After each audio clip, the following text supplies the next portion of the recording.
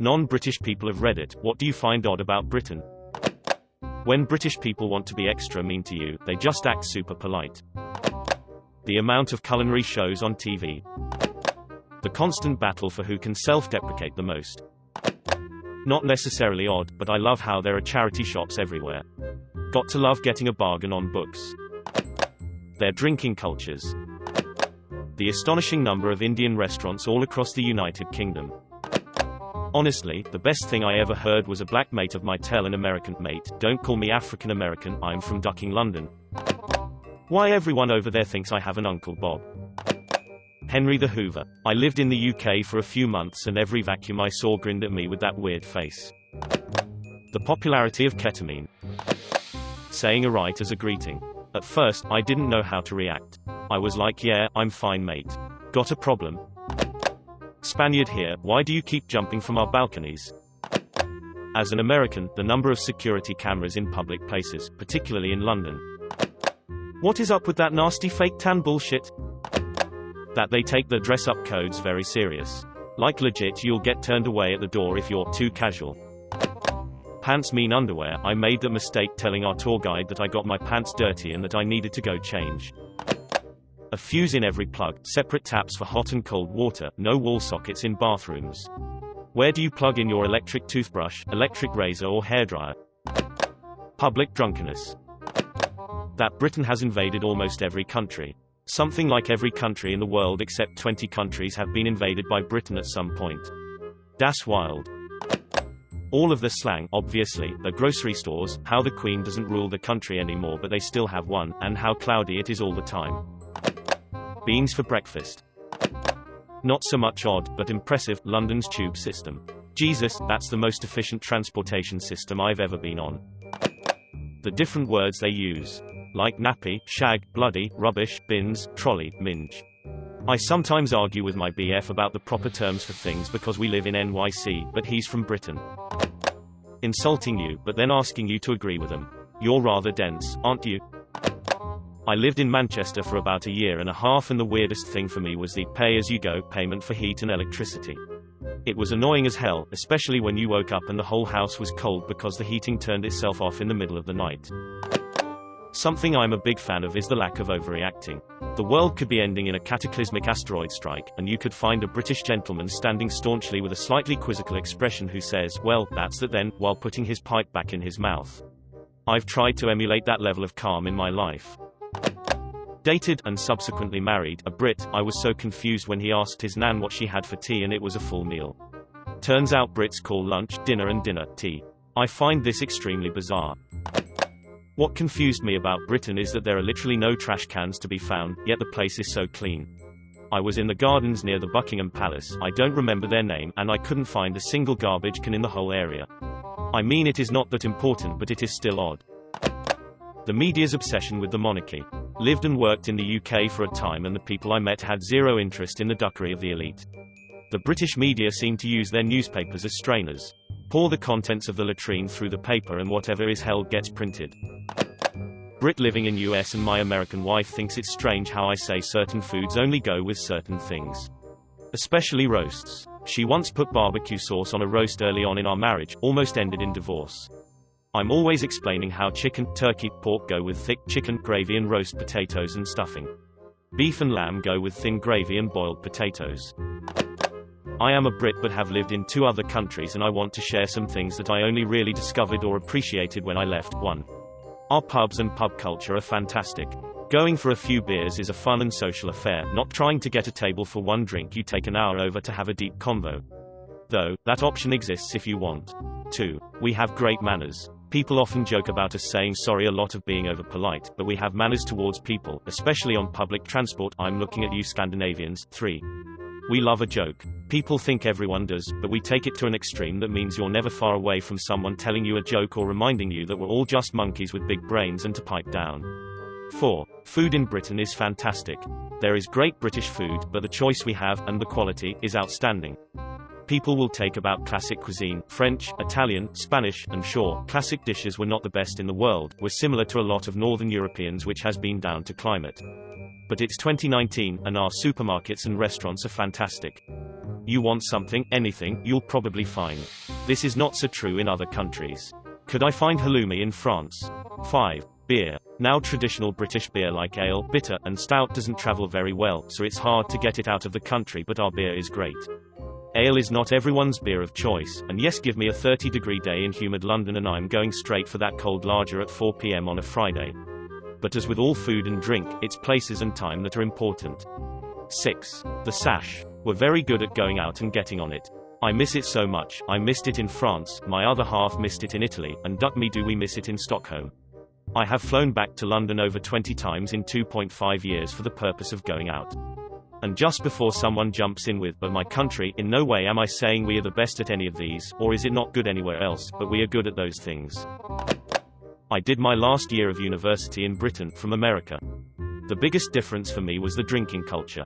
I'll make a list of some highlights. Getting dressed up for the bar, club, like seriously, these girls looked like they were going to prom.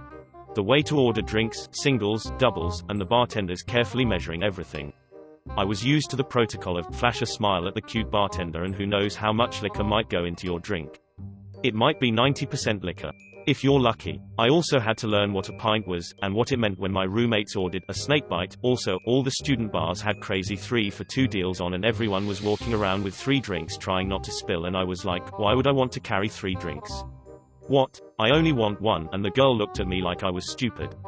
I was stupid. One time we were going from a friend's flat to the bar and someone me asked if I wanted a beer. For the road, I said, you can drink in public. He looked at me indignantly and replied, of course. It's a free country. Well, damn.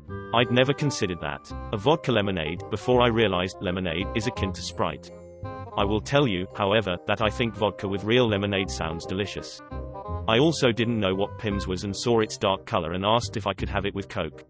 They looked at me like I had 3 heads. Queuing for a bar, and even worse, paying an entrance fee.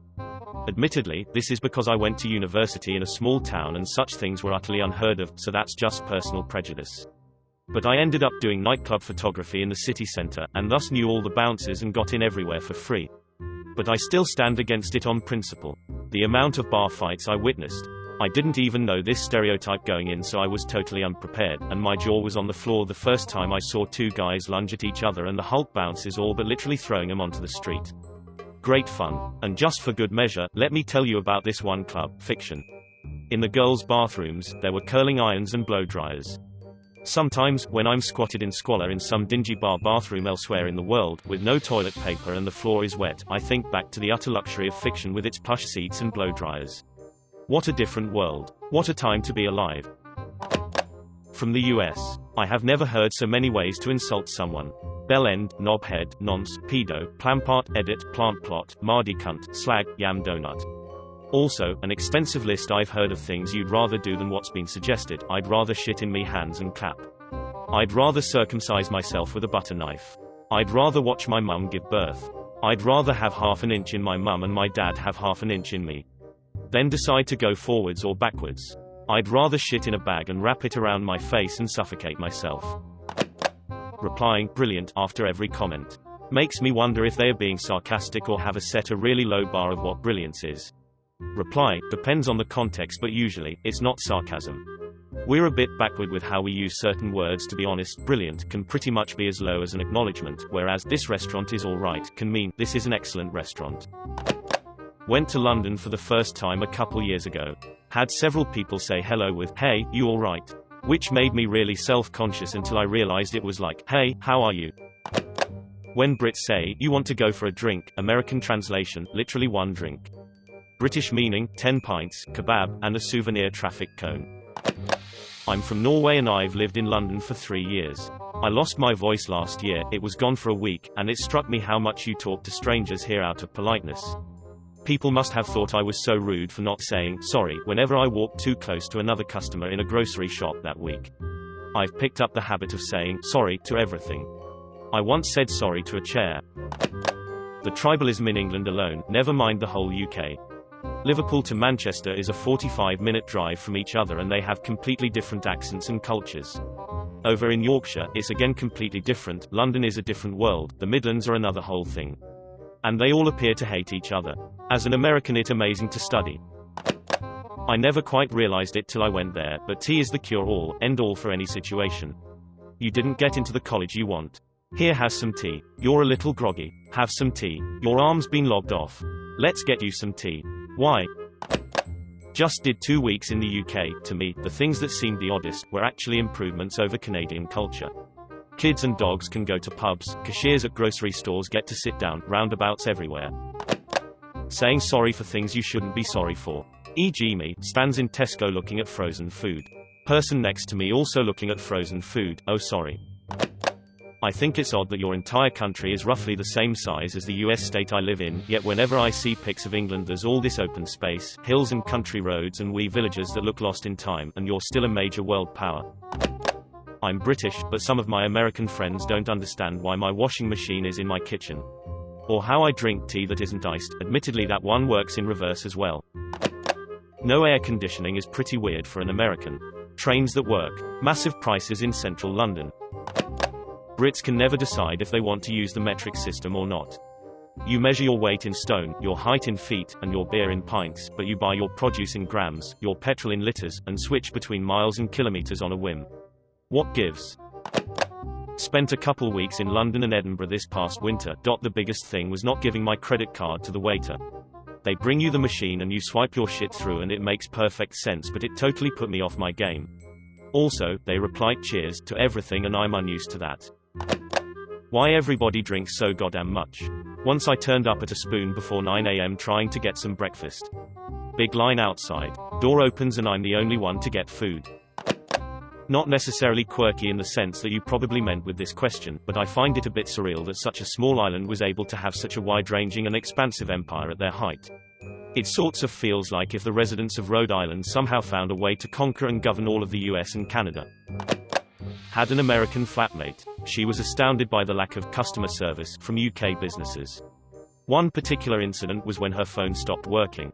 After she finished work, she rushed into town and went to the Apple shop to get it repaired. Thing is, she arrived minutes before closing and was shocked when the staff told her she'd have to come back the next day. She came back to the flat really pissed off and said that in the States the employees would have stayed late because she was a paying customer. Instead, they said something along the lines of, "Sorry, love, we've got families to get home to."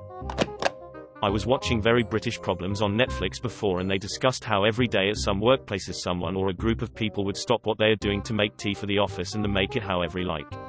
That seems like a huge waste of time, and why can't people make their own tea? Now if I was there, I wouldn't complain and would love having tea served to me, but just curious about this and how common this is. As a British person, I'm going to let you guys in on a secret: the more polite we are, the more we hate you. Calling someone a cunt can be the most endearing term amongst friends.